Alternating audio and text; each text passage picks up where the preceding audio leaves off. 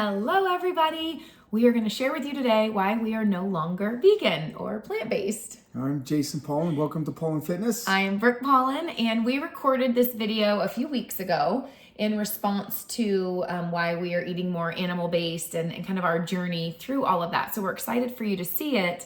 And at the end, we're going to come back to you guys and share with you our one thing. And it has to do with a challenge this time. So it'll be right. super fun. So watch this and we'll come to you at the end. Hello, everybody. Okay, so I posted something yesterday about the way that our children eat and how we are super passionate and kind of crazy about our health. And I didn't realize how many private messages, both good and bad, that I would get yesterday. Or maybe how many people have been kind of watching our health journey over the last few years. So with all of those messages yesterday, I felt like it's time for us to really kind of just share our story and kind of what's been going on over the last few years with our nutrition, and really that we are eating meat again and not vegan. In fact, you haven't been vegan since 2020 or maybe before. Yeah, it was about 2020. But I don't think I realized people were paying attention. You know, I know you did your big race and you were vegan doing that, and we were very vocal about it. I even had a fitness page. So we are going to offend some people. This is not our intention. It's really just to share our story. We have been in the fitness industry since, gosh, you've been in it since 98, me since 2000. We owned a gym. We've studied nutrition. It's our life. We live, eat, and breathe it. And so we want to just share our story and share kind of what happened health-wise to us and our family. And we have some exciting things coming, and we want to share everything. I think that's the best way to really take charge of your health, is when you know what's right for your body. So I am 44 years old now, and I think I feel better now than I've ever felt.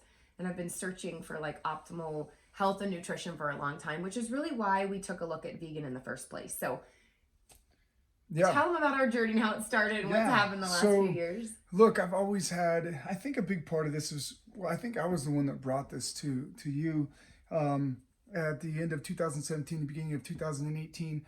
It seemed like every year I was suffering with some type of, sinus infection. I had a lot of allergy issues, and I decided, after doing some research, I'm like, why not? Let's try it.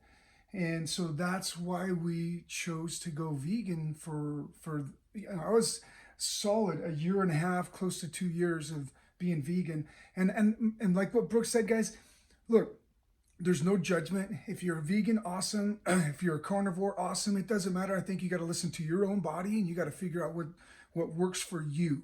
All right. And so after a year and a half of me being a vegan, I just started seeing some changes. I started, like, my mental health wasn't as quite as what it used to be. And maybe it's attributed to the fact that I wasn't getting omega-3s, fatty fish oils.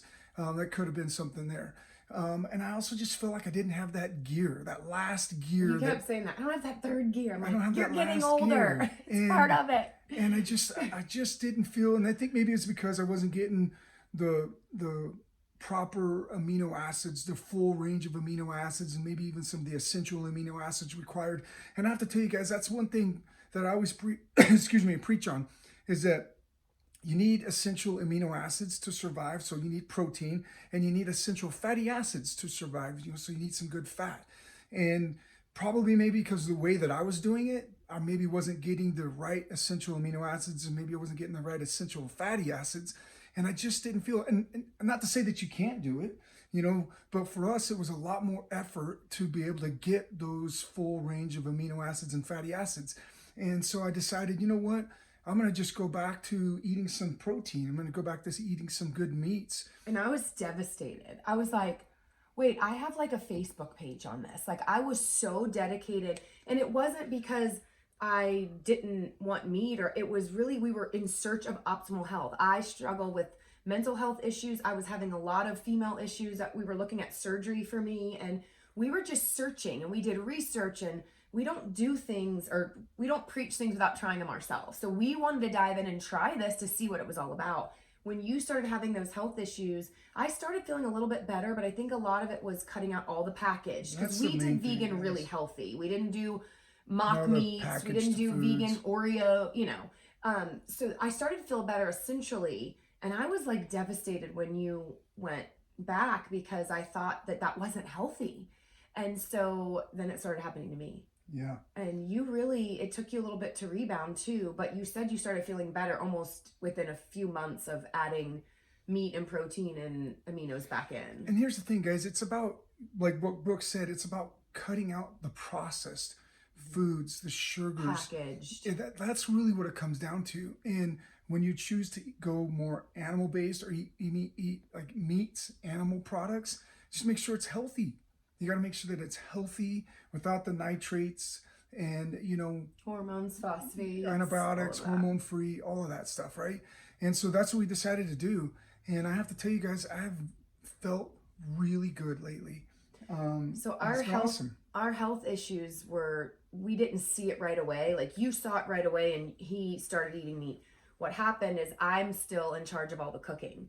So I was still making all the vegan dinners for our kids and breakfast and lunches. And we went on an RV trip in 2020 and we were still practicing all of this. When we finally got to bricks and sticks and, came to Idaho, we had major dental issues with our children. You guys, it was insane. Our 10-year-old had 11 cavities in one visit.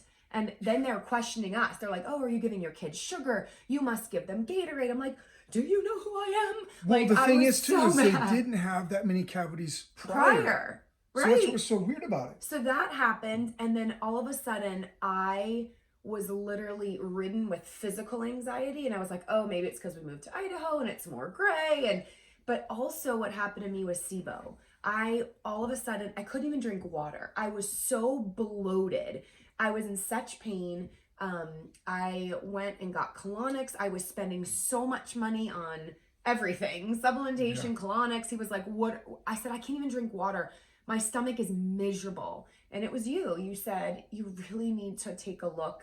And you pointed me to a couple of people that were previous vegan, like John Venus. I love following him. If you have not followed John Venus, go. His story is so great. He was a vegan in the vegan space making money. And he started to see the same things we saw. His children's health. He was making good money. He gave up everything in search of the truth. Got a lot of hate mail. Yeah, hate mail. Got a lot of hate mail. Look, here, let me just say this too, guys. If you are vegan and you don't have these issues. And you're thriving. Awesome. Great. We're not here to try to convince you not to be vegan. We're just sharing our story as to why we're no longer doing that and why we're doing other things. We're not by any means carnivore. So I'm carnivore. Hopefully, well, I would say no. I would say that you're more animal based. You definitely eat some things that wouldn't be considered carnivore, like hardcore carnivore. 90%. But I would say that we're definitely, just like some people say, instead of saying vegan, they say they're plant based. Instead of saying carnivore, we would say that we're more animal based. And I think that's probably the best way to describe it. But I want to make sure that's clear. We're not judging anybody. And if you're thriving as a vegan, then awesome. That's great. Yeah. Right? So John Venus, and then I will tell you, Michaela Peterson, if I ever get to meet her, you talked a lot about Jordan Peterson and his mental health.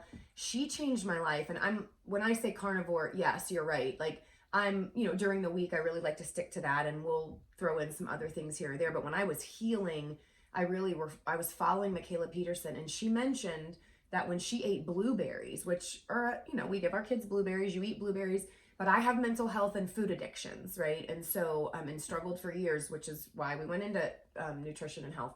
But she mentioned about blueberries, and she said, when I ate blueberries, I was then looking in the fridge and looking in the trash, and I was like, that's me. Like, and I'm telling you this, and I'm like, oh my gosh. And so we're very different. So you have like 2 or 3 blueberries, and then she's like, I'm like looking for the donuts in the trash. Like, she can't stop. She can't control. So and she helped me so much with the mental health part of it, with the SSRIs. And Jason can do a little bit more. So you really kind of have to figure out yourself. And we're going to do more videos and share with you what we're going through. But I love following her, Sean Baker, and who's the carnivore MD? Oh, I love his stuff because you eat more like him with fruit, and he was a vegan for 10 years. Saladino. Yeah, Paul Saladino. Paul Saladino. Go and watch these guys. They're so real and honest about it, and it's really, really helped us. I know this video is getting a little bit long, so we'll wrap up here. But we just wanted to share that because we came here. I was struggling with anxiety. The kids had, Presley had 10, but we had one with 6 and one with 4. And Jason's like, okay, we have to make changes. We have to search for truth.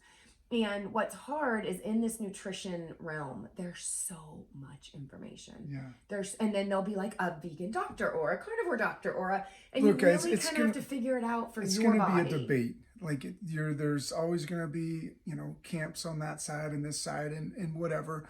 I think our goal is to just share our story and why we're not. And I'm sure we're gonna get some messages about this, and that's fine. That's why we want to make sure that we preface this by saying we're not judging anybody.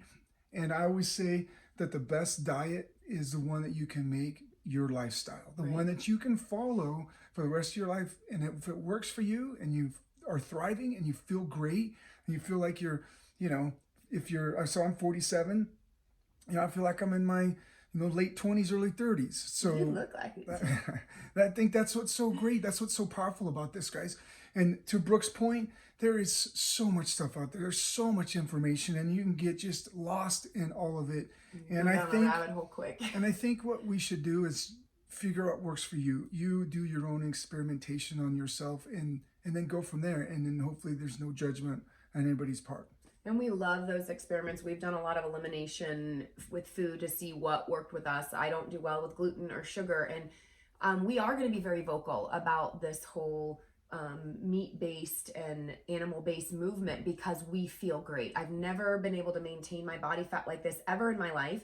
I'm not killing myself at the gym. I'm lifting heavier. I'm not running tons of miles and doing all this cardio. We do cardio for our heart and we hike, but it's just been healing. And when I went the meat route, and I ate nothing but red meat for 2 weeks. It was unbelievable. And I had tried everything.